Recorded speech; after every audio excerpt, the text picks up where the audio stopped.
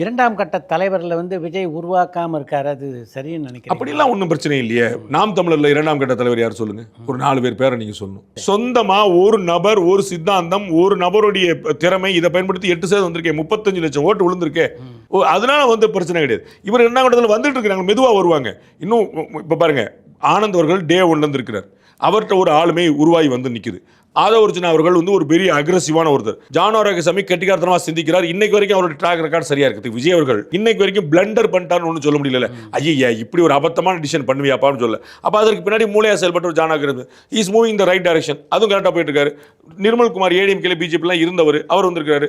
ராஜ்மோகன் நல்ல பேச்சாளர் வந்திருக்காரு. வந்துட்டு தானே இருக்கிறாங்க. இது ஒரு பக்கம். எனக்கு கன்ஃபார்மாக தெரியும், முன்னாள் அமைச்சர் பெருமக்கள் நிறைய பேர் அவரோட சேர தயாராக இருக்காங்க. அவர் தான் ஹோல்டு பண்ணி வச்சிருக்காரு. ஏன்னா முதல்ல என்னுடைய பல்ஸ் என்ன நான் தெரிஞ்சுக்க விரும்புகிறேன். அப்புறம் உங்களுக்கு இப்போ நீங்கள் ஒரு பேச்சுக்கு வந்து மதுரையிலேருந்து ஒரு முன்னாள் அமைச்சர் வர்றாருன்னு வச்சுக்கோங்க, ஒரு பேச்சுக்கு.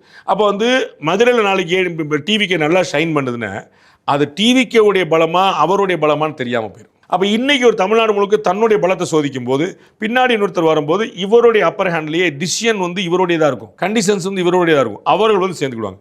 அதனால அவர் காத்திருக்காங்க. ஸோ இரண்டாம் கட்டத்தில் உருவாக்கலங்கிறது ஒரு பெரிய ஒரு ஐயோ அப்படிங்கிறதுல ஒரு 2 வருஷமும் கூட ஆகாத ஒரு கட்சி சரியான திசையில் தான் பயணிச்சுட்டு. அரசியல்வாதிகள் மட்டும் இல்லை, சினிமா உலகத்துலேருந்து கூட ஒரு பிரபல கதாநாயகர் கூட விஜய் கட்சியில் சேர ஆசைப்பட்டுறாரு. ஆனால் அவர் ஏற்றுக்கல. அதே மாதிரி தான் பல இயக்குனர்கள் சினிமா உலகத்துலேருந்து யாரும் இப்போ சேரதை ஒரு விரும்பலை அப்படின்னு பரவலாக சொல்கிறாங்க. நான் உங்களுக்கு சொன்னேன், அதற்கான முதல் காரணம் அவருடைய செல்வாக்கு என்னன்னு தெரிஞ்சுக்கணும். ஒரு பேச்சுக்கு நீங்கள் சும்மா கமல்ஹாசன் சேரான்னு வச்சுக்கோங்க, சும்மா ஒரு பேச்சுக்கு அண்ணன் கோச்சிக்கிட மாட்டாருங்கிற ஒரு நம்பிக்கை கமல்ஹாசன் சேராது. அப்போ நாளைக்கு வந்து கமலுடைய செல்வாக்கா விஜயோடைய செல்வாக்கா நமக்கே புரியாமல், ஏன்னா அவருக்கு ஒரு செல்வாக்கு இருக்குல்ல, திரு கமலுக்கு ஒரு செல்வாக்கு இருக்குல்ல. அப்போ அவர் செல்வாக்கு இவர் செல்வாக்கு கன்ஃபியூஷன் ஆகிடும்.